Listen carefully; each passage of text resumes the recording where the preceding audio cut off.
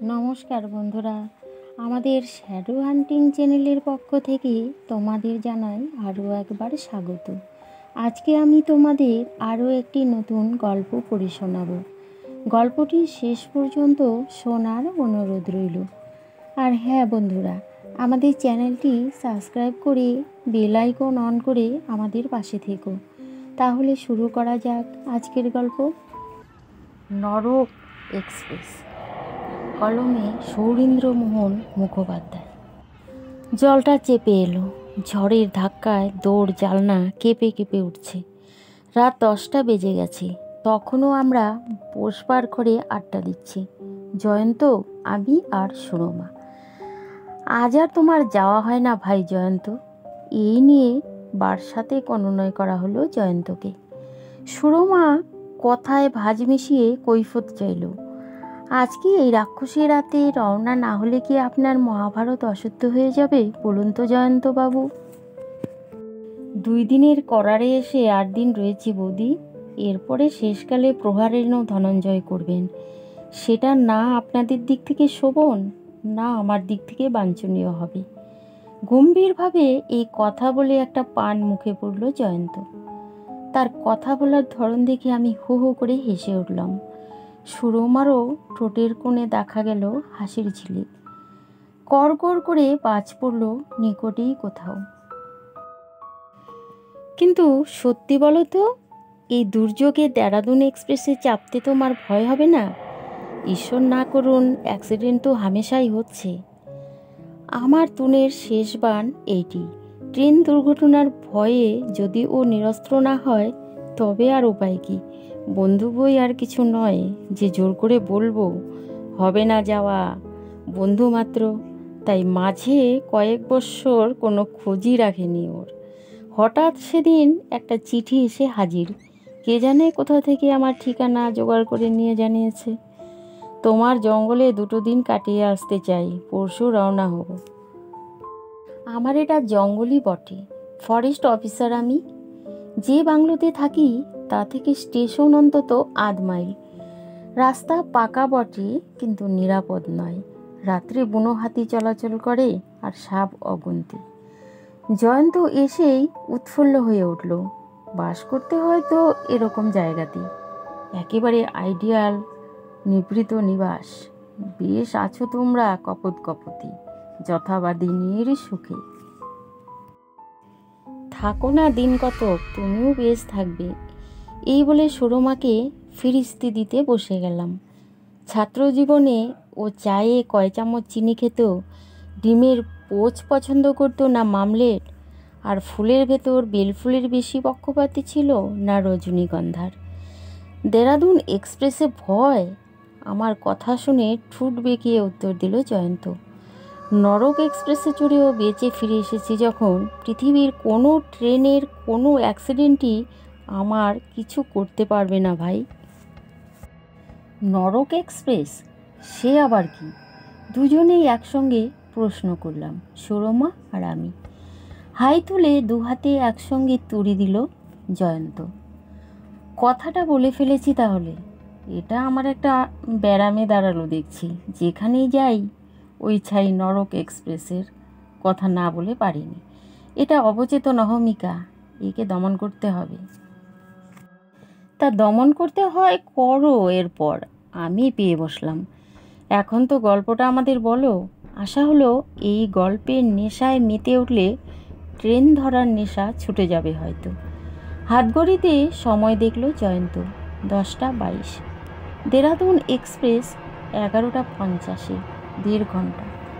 1/2 mile যেতে এই ঝড় বৃষ্টির দরুন সময় বেশি লাগবে, তবু 1/2 ঘন্টা বেশি কিছুতেই লাগতে পারে না। 1 ঘন্টা হাতে আছে যখন, নরক এক্সপ্রেসের গল্পটাই শুনিয়ে যাই তোমাদের। বছর 3 হলো লক্ষ্যহীনভাবে ঘুরে বেড়াচ্ছিলাম, যেমন চিরদিন বেড়াই, মধ্য ভারতের ওই দিকটায়। হঠাৎ একদিন বিকেলবেলা একটা ছোট্ট স্টেশন প্রথম নজরেই বড় ভালো লেগে গেল।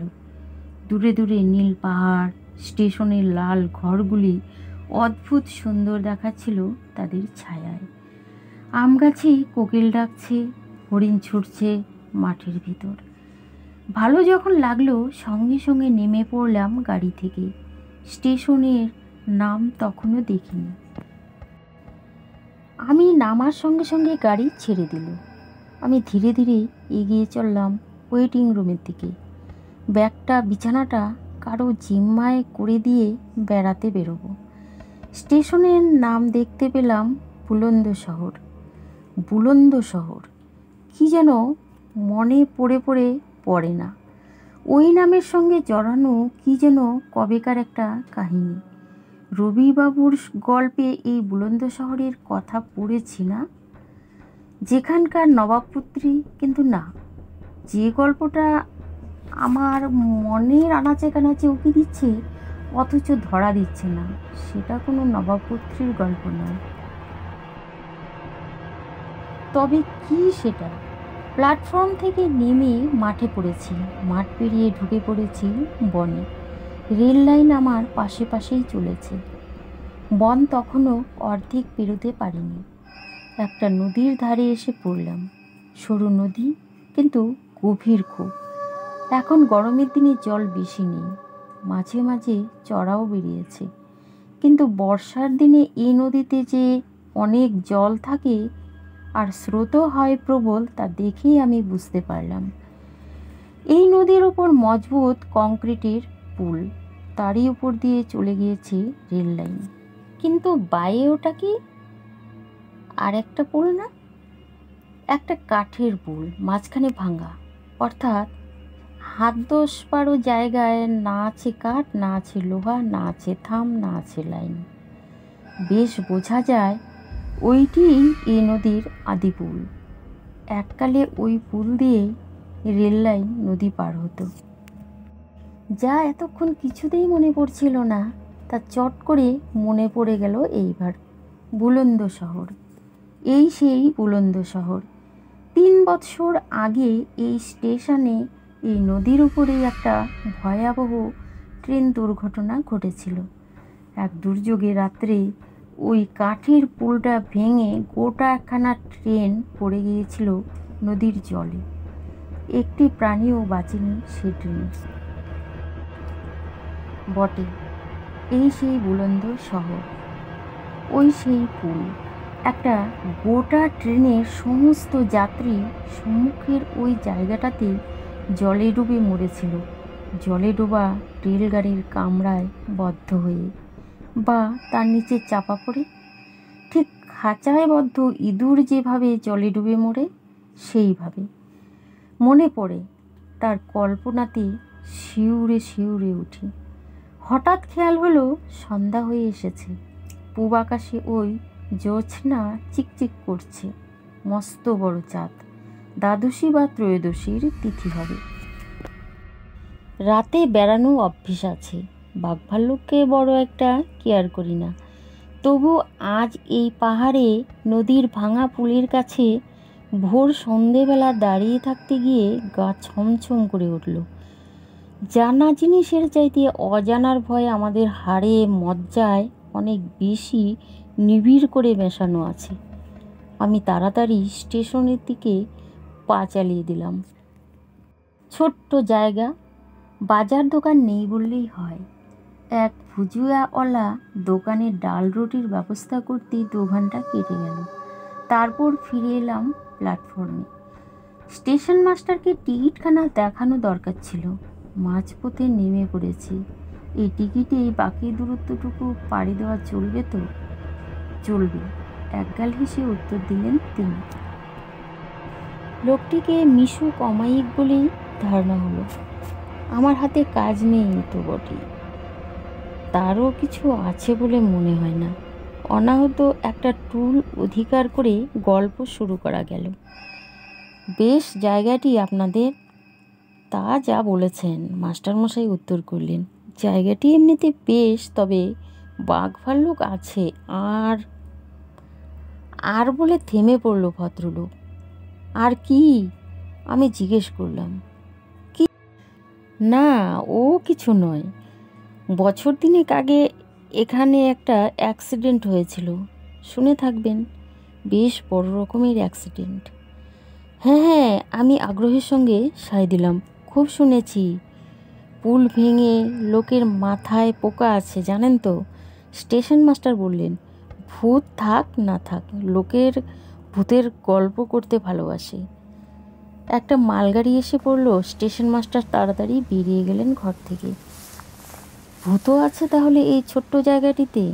থাকবে বই কি, শত শত লোক পাইকারি হারে একসাথে যেখানে মারা যায়। বেরিয়ে ভুজোওয়ালার দোকানে হাজিরা দিলাম। ডাল রুটি সে পাকিয়ে ফেলেছে, আমিও চোখ কান বুজে খেয়ে ফেললাম। ওয়েটিং রুমে ফিরে এসে একটা বেঞ্চি অধিকার করলাম। শতরঞ্জিটা পেতে কম্বল মাথায় দিয়ে শুয়ে পড়লাম আরাম করে। রাত 1টায় আমার ট্রেন। ঘুম যদি ঠিক সময়ে আসে ধরবো সেটা, যদি না ভাঙে কুছ পড়ুয়া নেই। কাল সকালে যে ট্রেন পাবো সেটাতে উঠে পড়ব। রাত 1টার গাড়ি আমায় ধরতেই হবে এমন মাথার দিব্যি কেউ আমায় দেয়নি। দেহ ক্লান্ত, কিন্তু ঘুম সহজে আসে না। এটা ওটা নানা চিন্তা। কলকাতার মেসে এক বামুন ঠাকুর ছিল, সে অহরর কা দাউল রাত চমৎকার। আজকের এই ভুজিয়াওয়ালার দাউল তার কাছে কিচ্ছু না। মেসের সেই বামুন ঠাকুর দাঙ্গার সময় খুন হয়। ভূত হয়ে সে সারা রাত রান্নাঘরে হাঁড়ি কড়া খটখট করত। ট্রেন ভর্তি যে লোকগুলো 3 বছর আগে এখানে নদীর জলে ডুবে মরেছে, তাদের মধ্যে মেসের ঠাকুর কেউ ছিল কিনা কে বলবে। কিন্তু এত লোক ওয়েটিং রুমে ঢুকলো কেন? কখনই বা ঢুকলো? একটু বোধহয় তন্দ্রা এসে গিয়েছিল এর ভেতরে। এরই মধ্যে ঘর যেন গিজগিজ করছে লোকে, চুপি চুপি ঘুরে ফিরে বেড়াচ্ছে, ফিসফাস কথা কইছে পরস্পরে। এরা কোন ট্রেনে যাবে? রাত 1টার সেই ট্রেনে? ভীষণ ভিড় হবে দেখছি। চোখ মেলে লোকগুলোর দিকে চেয়ে একবার উৎসাহ আর হলো না। চৈতন্য হারিয়ে ফেললাম ঘুমের কোলে। কে জানতো এ ঘুম কালঘুম? কতক্ষণ এই কালঘুমে অজ্ঞান হয়েছিলাম জানি না। হঠাৎ ঘুম ভাঙলো একটা অস্পষ্ট কোলাহলে। ঘর ভরা লোক দুধদার ছুটে চলেছে ট্রেনে উঠবার জন্যে নাকি। উঠে বসে বাইরের দিকে তাকিয়ে দেখি তাই বটে, গাড়ি এসে গিয়েছে, দাঁড়িয়ে আছে প্ল্যাটফর্মের পাশে। উফ, খুব সময় মতো ঘুমটা ভেঙেছে। তাড়াতাড়ি বিছানাটা গুটিয়ে বগলে তুললাম। ব্যাগটা হাতে নিয়ে সম্মুখে যে কামরাটা চোখে পড়ল, উঠে পড়লাম তাতেই। আলোয় আলোয় সারা গাড়ি, জালনায় জালনায় অগুন্তি মানুষের মাথা, হাঁক ডাক। কেউ চাওয়ালাকে ডাকছে, কেউ চাইছে গরম দুধ, কেউ বা দেশলাই বিড়ি। গাড়িতে উঠে বসে পড়লাম একটা খোলা জালনার পাশে। হঠাৎ বুকের ভেতরটা ছেদ করে উঠল। কেন কে জানে? হয়তো হয়তো কেন, নিশ্চয়ই তাই। প্ল্যাটফর্মটা, স্টেশন ঘরটা জনপ্রাণী শূন্য। একটা আলো পর্যন্ত কোথাও নেই।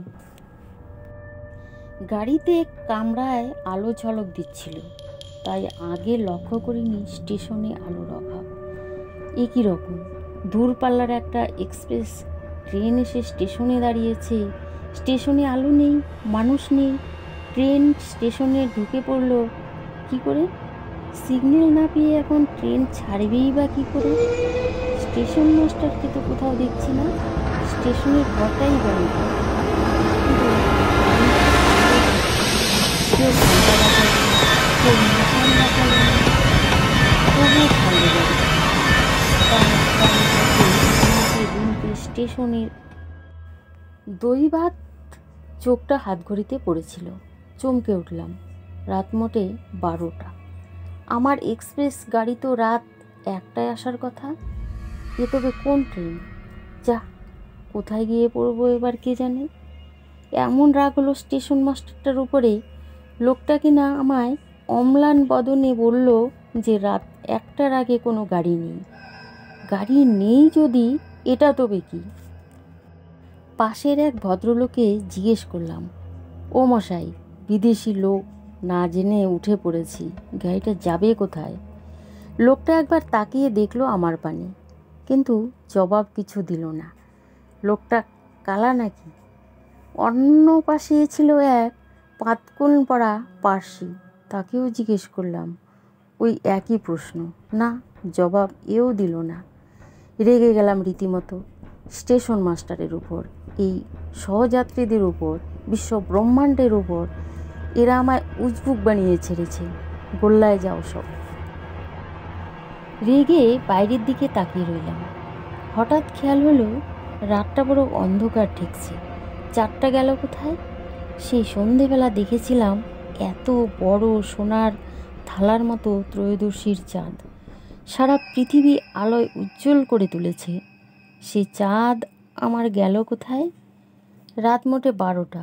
ত্রয়োদশীর চাঁদ তো এখনই অস্ত যেতে পারে না। তবে মেঘে ঢেকে ফেলেছে। উফ, তাই বলো, জমাট মেঘ সারা আকাশে, কালো, নিকোষ কালো। ওই যা বিদ্যুৎ চমকালো যে। শুধু বিদ্যুৎ? কর কর করে বাজ ডেকে উঠল। আকাশের এ মাথা থেকে ও মাথা পর্যন্ত গড়িয়ে ডাকতে ডাকতে ছুটল কর কর করার। কোথায় ছিল ঝড় আর কোথায় ছিল বৃষ্টি? 2 মিনিটের ভেতর প্রলয় দুর্যোগ শুরু হয়ে গেল।